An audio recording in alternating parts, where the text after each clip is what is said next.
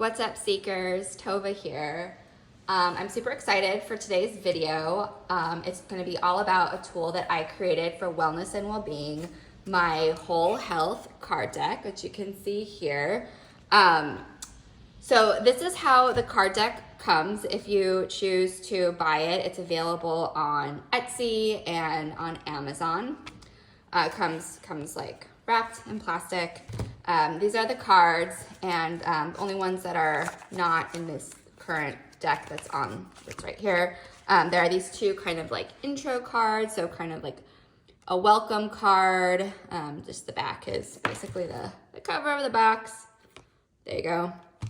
A little bit about how you can use the cards, just some ideas, and then this kind of explains that there are 6 domains that the cards fall into: either restore, sleep, nourishment, mind, movement, or self. And then of course that the images on the backs of the cards are my own photography and digital art. And so these are what the fronts of the cards look like. You can see kind of how they are color-coded. I'm not going to do a full unboxing and review video of this deck because Natasha over on her Wicked Moonlight YouTube channel already did one, which I will link below. So I'm going to just talk a little bit about my process in creating the deck and really how it can help you support your own processes and practices of wellness and well-being. So I came up with the idea for this deck in the process of creating my whole health mindful behavior app, which I will do a video on just of that app. I was also really influenced by my experience in the drama therapy program. If you missed some of my other videos, I have a master's in counseling psychology with a concentration in drama therapy, which I just really refer to as my master's in drama therapy. But also my personal interest in using a variety of different types of cards and card decks for self-exploration and personal growth. And really a deep passion in creating a tool that would support others in forging their own path to cultivating more meaning and peace and creating positive goals in their lives, just in the course of my own, following my own interests and learning more about, tools that can support wellness and well-being. There are just so many, and I wanted to create kind of like a collection, so to speak, of different tools. That's kind of really the driving motivation between the app as well as this card deck that people can just draw from, at any given moment in a way that is doable and flexible. There really isn't one right way or a single linear path.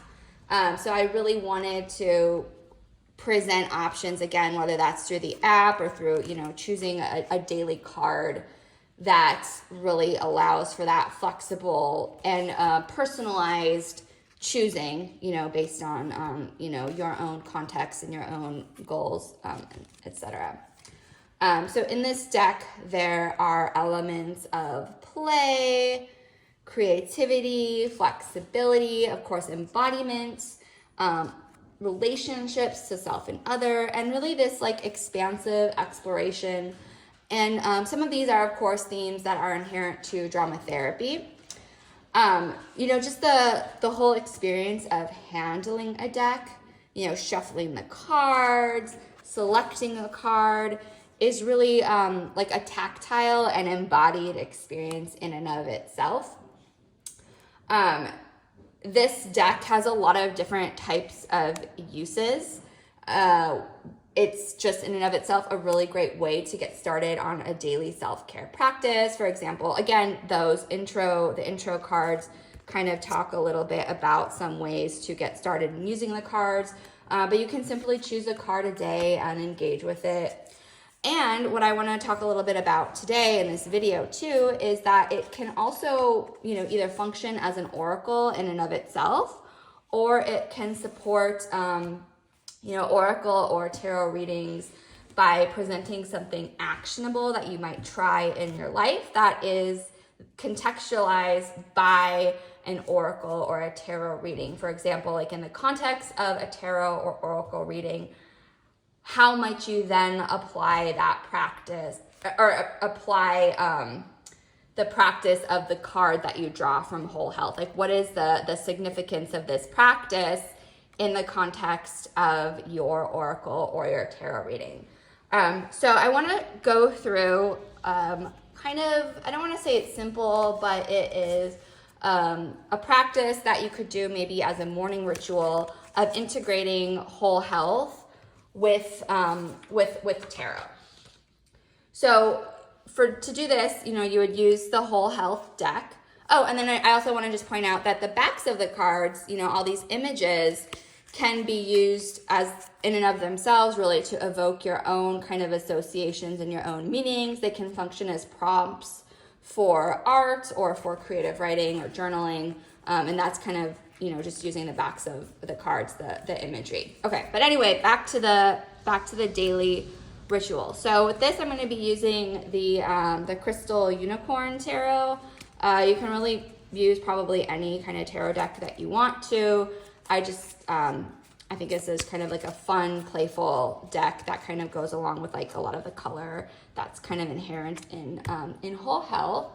So the way that this is going to work, it's going to be 3 cards, 1 of the Whole Health and then 2 of the tarot cards.